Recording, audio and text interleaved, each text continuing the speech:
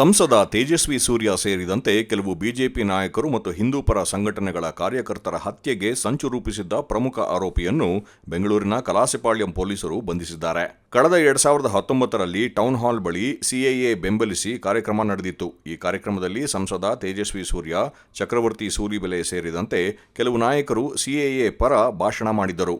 ವರುಣ್ ಎಂಬಾತನ ಮೇಲೆ ಮಾರಣಾಂತಿಕ ಹಲ್ಲೆಯಾಗಿತ್ತು. ಘಟನೆಯ ನಂತರ 6 ಮಂದಿ ಆರೋಪಿಗಳನ್ನು ಬಂಧಿಸಲಾಗಿತ್ತು. ಈ ವೇಳೆ ಬಂದಿದ್ದವರು ತಾವು ಸಂಸದ ತೇಜಸ್ವಿ ಸೂರ್ಯ ಅವರ ಹತ್ಯೆ ಮಾಡಲು ಬಂದಿದ್ದು, ಹಲ್ಲೆಗೊಳಗಾದ ವರುಣ್ ಅವರನ್ನು ತೇಜಸ್ವಿ ಸೂರ್ಯ ಎಂದು ಭಾವಿಸಿ ದಾಳಿ ಮಾಡಿದ್ದೆವು ಎಂದು ತಿಳಿಸಿದ್ದರು. ಘಟನೆ ಸಂಬಂಧ ಕಲಾಸಿಪಾಳ್ಯ ಪೊಲೀಸ್ ಠಾಣೆಯಲ್ಲಿ ಪ್ರಕರಣ ದಾಖಲಾಗಿತ್ತು.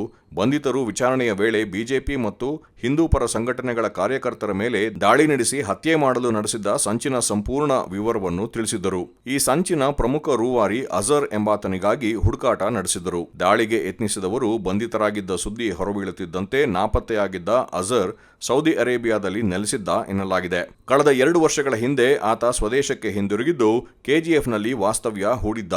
ಅಲ್ಲಿ ಕಾರು ಡೀಲಿಂಗ್ ಮಾಡಿಕೊಂಡು ಜೀವನ ಮಾಡುತ್ತಿದ್ದ. ಈತ ಯಾವುದೇ ಅನುಮಾನ ಬಾರದಂತೆ ಕೆಲಸ ಮಾಡುತ್ತಿದ್ದ.